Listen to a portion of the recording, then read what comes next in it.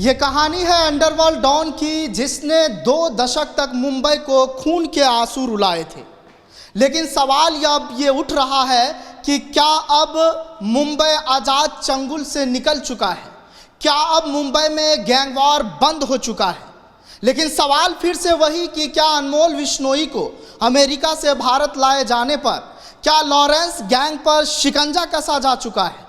तो सवाल कई सारे हैं। सवाल ये भी है कि क्या अब दाऊद इब्राहिम और लॉरेंस गैंग में दो फाड़ हो चुका है? पेश है एक रिपोर्ट। ये 90 के दशक की शुरुआत की बॉम्बई की तस्वीरें हैं। उस वक्त बॉम्बई अंडरवर्ल्ड और गैंग वॉर से परेशान था।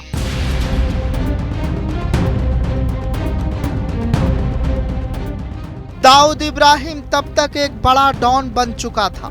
ये वो दौर था जब तब के बॉम्बे और आज के मुंबई के सीने पर लगभग हर रोज गैंग वॉर या एनकाउंटर के नाम पर खून बहाए जाते थे।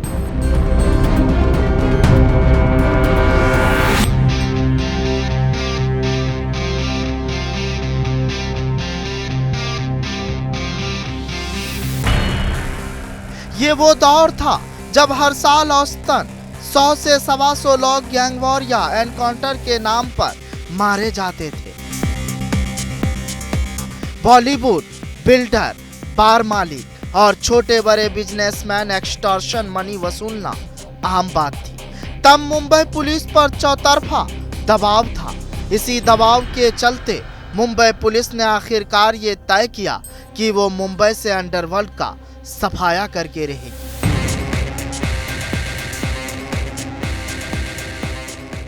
इसी के तहत पहले एनकाउंटर की परंपरा की शुरुआत हुई, जिसमें 500 से ज्यादा गैंगस्टर पुलिस की गोलियों का शिकार बने।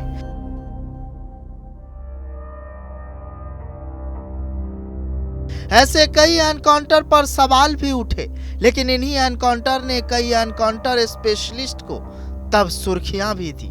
एनकाउंटर के साथ साथ अंडरवर्ल्ड पर लगाम कसने के लिए सख्त कानून की जरूरत महसूस हुई।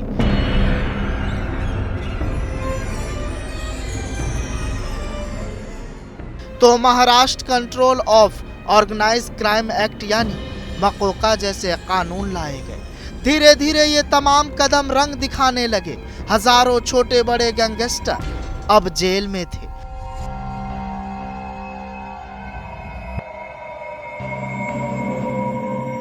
तो 2000 आते आते धीरे धीरे अब मुंबई अंडरवर्ल्ड से क्लीन होती जा रही थी।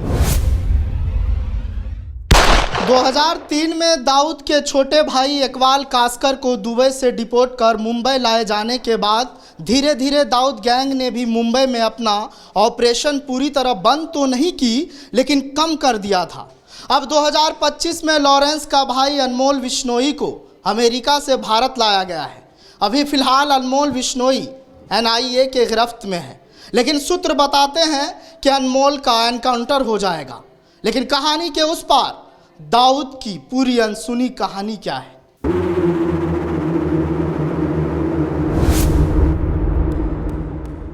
मुंबई में 93 के सीरियल धमाके के बाद अंडरवर्ल्ड भी 2 हिस्सों में बट गया था।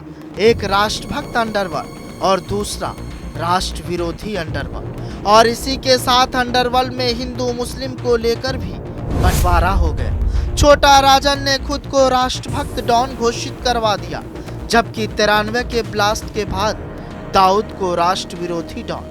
2000 के शुरुआत से शुरू हुआ ये सिलसिला छोटा राजन और दाऊद से होते हुए अब लॉरेंस विश्नोई गैंग तक पहुंच गया है। लॉरेंस गैंग की तरफ से सोशल मीडिया पर जब भी कोई पोस्ट डाला जाता है, उसमें जय श्री राम और जय भारत जैसे शब्दों का इस्तेमाल खास इसी मकसद से किया जाता है। अंडरवर्ल्ड पर काम कर चुके कुछ सीनियर पुलिस अफसरों के मुताबिक लॉरेंस डी कंपनी से भी बड़ा अपना गैंग बनाना चाहता है। डी कंपनी की तरह वो अपने गैंग को इंटरनेशनल लेवल तक ले जाना चाहता है, और इसलिए भी वो दाऊद की तरह ही मुंबई पर भी अपना गैंग का कंट्रोल चाहता है। अनमोल की 11 दिन की कस्टडी मंजूर। दाऊद इब्राहिम और लॉरेंस गैंग में दो फाड़। क्या अनमोल को बचा लेगा लॉरेंस बिश्नोई? जेल में अनमोल का रो रो कर बुरा हाल। 90 के दशक में जिन पुलिस वालों ने अंडरवर्ल्ड को करीब से देखा, उससे निपटे और फिर उसका सफाया किया, उनमें से लगभग ज्यादातर रिटायर्ड हो चुके हैं। अब पुलिस की जो नई खेप आई है, उसे मुंबई में ऑर्गेनाइज क्राइम या अंडरवर्ल्ड जैसी चीजों से निपटने का उतना तजुर्बा नहीं, न ही उनके पास मुखबिरों का ऐसा कोई नेटवर्क है। लॉरेंस गैंग का काम करने का तरीका भी मुंबई पुलिस के लिए मुश्किलें पैदा कर रहा है। असल में 90 के दशक में जिस तरह से दाऊद इब्राहिम या अबू सलेम बिहार और यूपी के बिल्कुल नए लड़कों को मुंबई बुलाकर उनसे काम करवाते थे, ठीक वही तरीका लॉरेंस गैंग का भी। इन लड़कों का कोई क्रिमिनल रिकॉर्ड नहीं होता, जिसकी वजह से पुलिस का उन तक पहुंचना सबसे मुश्किल होता है। लॉरेंस बिश्नोई के अलावा उसके गैंग के कुछ खास मेंबर हैं जो अलग अलग राज्य और देश संभालते हैं। लॉरेंस का खासम खास गोल्डी बराड़ कनाडा, पंजाब और दिल्ली गैंग को संभालता था। रोहित गोदारा राजस्थान और एमपी और अमेरिका में गैंग को देखता था। पुर्तगाल, दिल्ली, एनसीआर, महाराष्ट्र, बिहार और पश्चिम बंगाल की कमान लॉरेंस के भाई अनमोल बिश्नोई के पास है, जबकि काला जठेड़ी हरियाणा और उत्तराखंड में गैंग को देखता है। सभी गैंग सरगना सीधे अहमदाबाद की साबरमती जेल में बंद लॉरेंस बिश्नोई को रिपोर्ट देते हैं।